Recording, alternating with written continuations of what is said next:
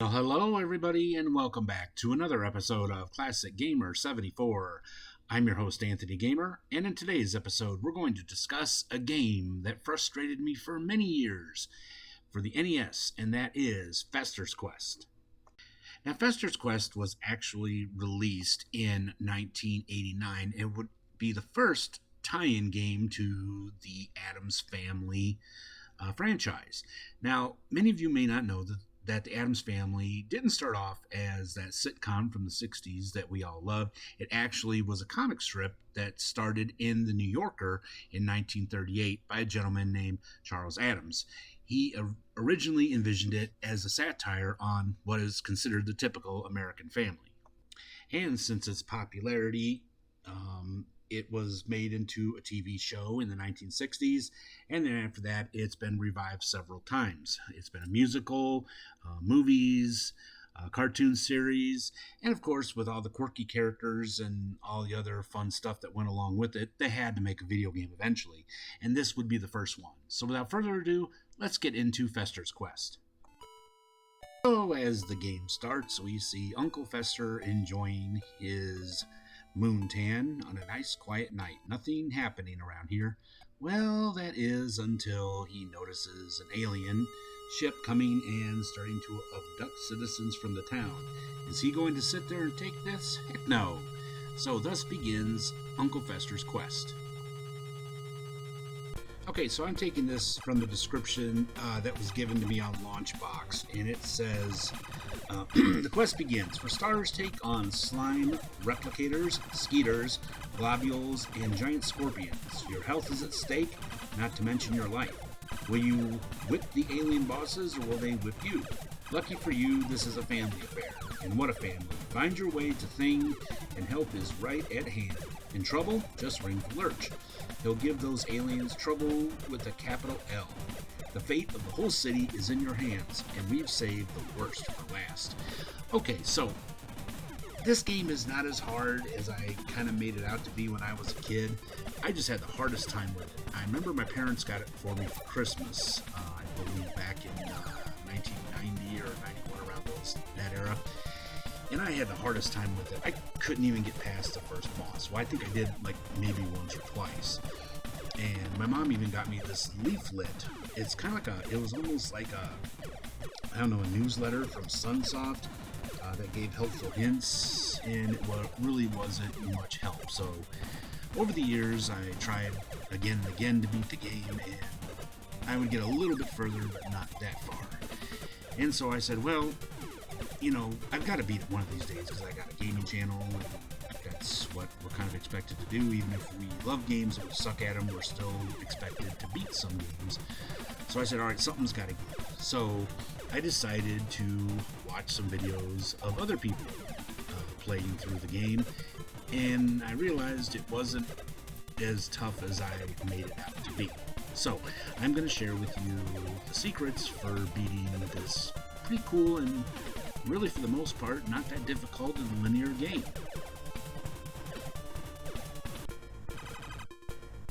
Okay, so one of the first things that you'll notice here when you're playing this game is that you have a lot of these little mushroom thingies, and when you shoot them, you find all kinds of goodies. You find money, power-ups, lots and lots of money, gun power-ups. Okay, so you start off with this cannon.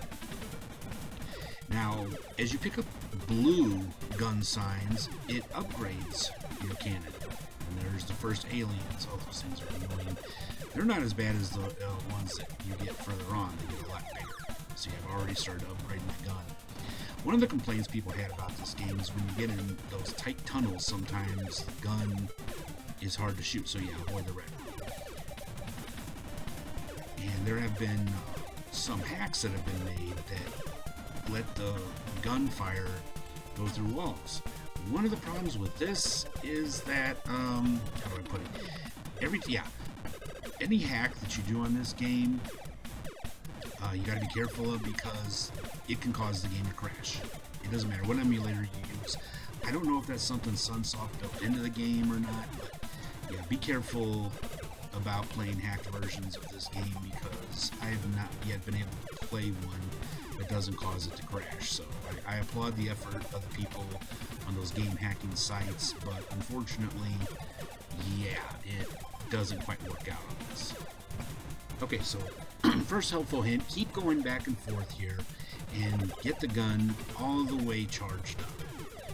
Now you'll see a whip sign pop up, but yeah, you can't get a whip yet. You get that later in the game. Whip is actually more powerful and can really get you out of some really tight spots. Okay, another one. I'll let you know when the gun is fully charged, and then you can move on. This is kind of a glitch in the game. I don't know if it's a glitch, it's just maybe just something, I don't know if it was intentional or not, but it's really cool how you can, you know, upgrade the gun to the highest level before you even really set out on your quest.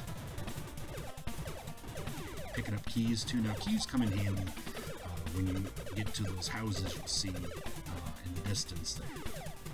So again, you just keep picking up stuff, keep shooting, keep killing the enemies, and keep picking up the light bulbs and the dollars, and of course the blue gun signs, until your gun is fully charged. Okay, so I'm picking up the last blue gun, and I'm going. Yeah, you guys just have to be patient. This is a game about patience and knowing where to go and what not to, and where not to go. So you know, don't go down there; it's a dead end. Watch out for those flies too. If they hit you, they slow you down. Sometimes also, don't be afraid to keep advancing, because sometimes enemies, will come back again and again. Now there's the first house. Whoa. Yeah, sometimes you gotta be careful about your positioning too. Okay, use the key, because you got quite a few of them.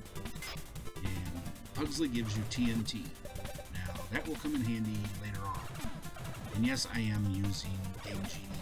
Again, be careful sometimes, even with Game Genie. Okay, vice grips. What are those for? Well, you'll find out later. They're very, very useful. Now be careful. Again, I was able to get it to, all I did was take no damage, because like I said, I'm old. I don't have the dexterity I used to have and all that good stuff, so. Alright, so now comes one of the fun parts, and that is you creeping around in the sewers, and you're going to be doing a lot of that. This is one of the reasons why you want your gun to be fully charged, so that you can shoot straight at all enemies, because if your gun isn't fully charged, your bullets are not going to go straight ahead. Okay, so we skipped the sewers because that takes up quite a bit of time. Alright, grab another key, go in this house. Oh, potions, really good, especially in those times when, oh, well, it doesn't matter, it's for a whip, and I don't have a whip anyway, so. Alright. But anyway, so we're gonna get ready to go a little bit deeper. I think we're going back underground. Oh, I hate those ones. Those ones are tough to kill. Even if you are fully charged and have everything, they're still a pain. Those pink ones. Those pink ones are the worst. Alright, we're coming up to our first building. Now, if you are using a Game Genie or a hack, do not go in that building. Because if you do, the game will crash. So to avoid that from happening, just skip it altogether. You might want to write that down. Okay, so now we're going to be approaching the first boss. Now this building, of course, you can go in. Okay, you're going to use the key, of course. Okay. Now I love this first-person perspective. This is kind of a neat little thing here. Just got to find your way around. There it is, the first boss. Okay, now, here's where I made mistakes. Use the invisible potion. Now, he can't hit you because he can't see you. I guess that's kid logic there. So just keep shooting him. Keep using your invisible potions as much as you can. Keep using them. Don't be afraid to keep using those potions. Keep shooting and becoming invisible.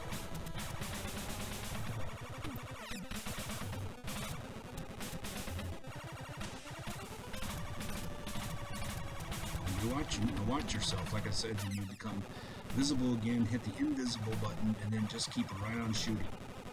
That's about all it takes for the first one. Now you can use the TNT. Oh, see, I got it. Now you could use the TNT to get him done faster, but you have enough invisibility potions to get the job done. Okay, now you're going to start the next level.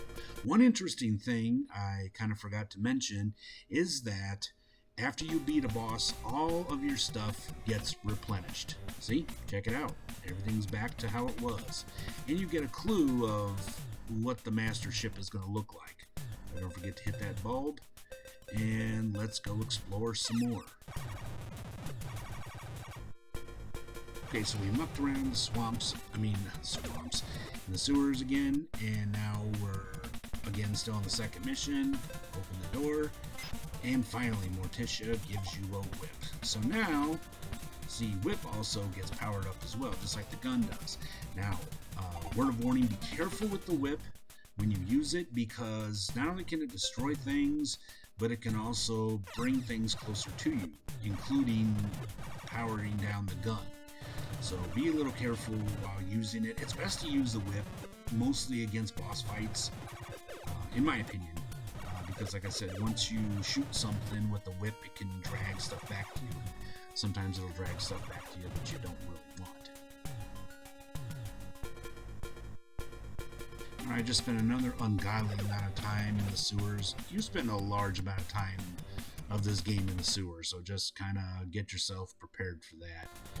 Now we're getting ready to enter the second boss, and once again we're going through these corridors. This one's a little more difficult. Well, I take that back. Okay, so again, key thing here, make yourself invisible.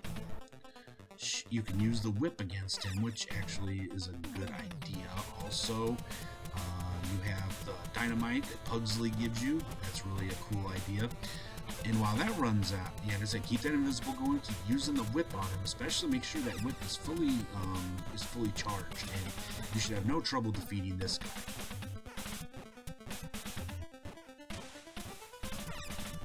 All right, another trip to the sewers and the next mission.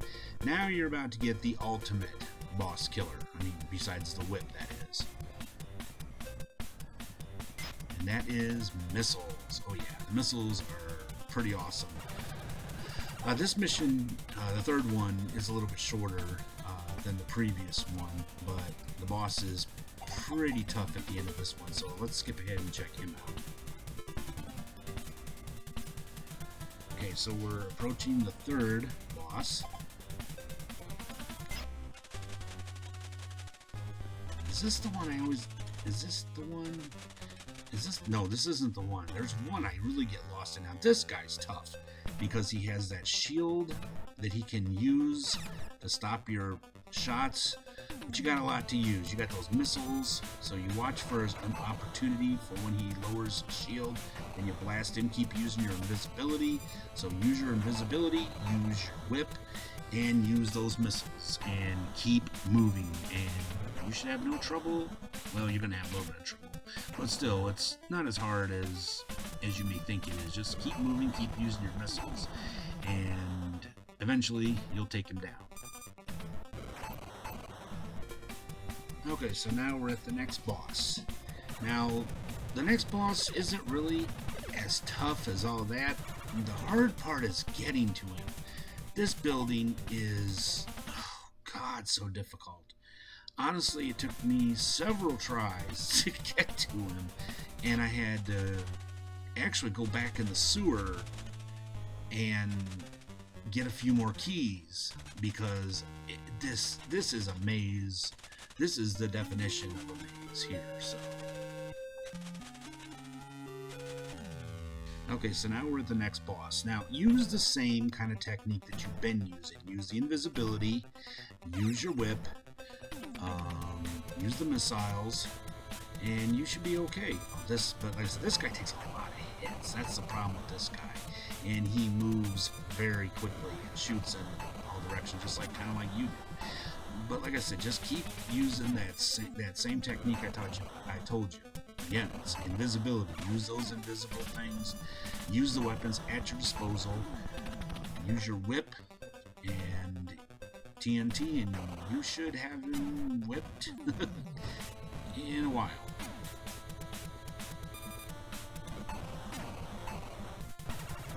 Okay, I gotta show you the Easter egg. Play the game as usual. Now wait, see that house down there? Now, if you notice, there's no way to really get to that house. It's kind of like locked, or I guess you could say landlocked. Check this out.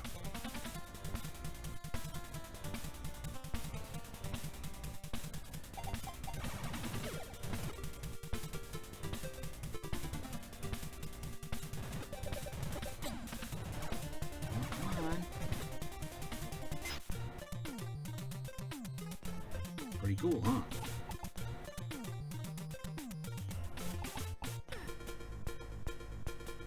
Okay, Easter egg's done. Let's go ahead and go to this last house and get one of the coolest power-ups in the entire game. Ugh, I hate those pink things.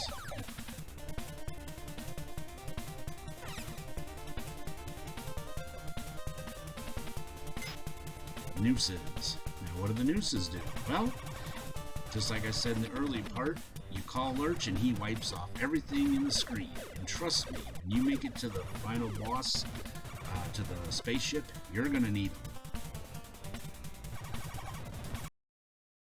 Okay, so now we're ready for the next boss. And if you thought the maze in the last one was fun, ugh, this one's even worse. Might be a good idea to try to draw this out or find a map online or something, because you're gonna probably go through a lot of keys trying to find your way to this boss. And here's this boss. Yeah, pretty much more the same. Keep using the same format I told you about, and you can whip this guy too. Pretty hard. I mean, not really that as hard as the last one, I didn't think. Problem is, he just moves really quickly. Now we finally made it to the UFO of the final boss, and boy, this is getting there is tough. This one is a maze too, but it's not a first-person maze like the other one. So make sure all your weapons are powered up. Make sure you've got all the things you need, and also make sure that you're not afraid to use Lurch, because there are times when and I accidentally ran over a red gun, as you see, so it kind of screwed me up. Because once you unlock the whip, you're very rarely, if ever, going to find a blue gun to power up. Now, you would think that the final boss would be really tough and all that, but I hate to be the one to tell you he's not as tough as you should be. And the ending itself is quite worth. Watch this. Boom, they're gone. And the ending is really worth the effort, I'll tell you that. So in my closing thoughts, I have to add, was Fester's Quest as difficult as I made it out to be 30 plus years ago? No, it really wasn't. Like I said, the game's linear. As long as you utilize all the weapons you have at your disposal, you'll be okay. Even though when you die, you do start back at the very beginning. You start with all the goodies that you had. So, like I said, not a really hard game. Just be patient, use all your stuff, use the tips that I gave you here, and you too will be able to beat Fester's Quest. At the request of one of my patrons, in next week's episode, we will discuss the dark and disturbing RPG game, Amori. Well, that brings this episode of Classic Gamer 74 to a close. I really hope you all enjoyed it as much as I enjoyed presenting it to you. If you did like it, let me know by giving me a big thumbs up and subscribe if you haven't already. And don't forget to click that little bell icon down there so you'll be notified when I upload any new episodes.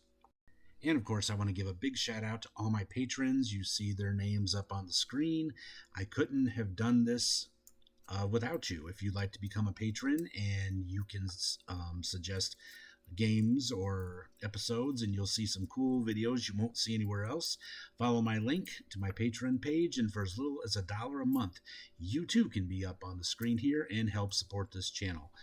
Please be generous and help us out. I'd really appreciate it.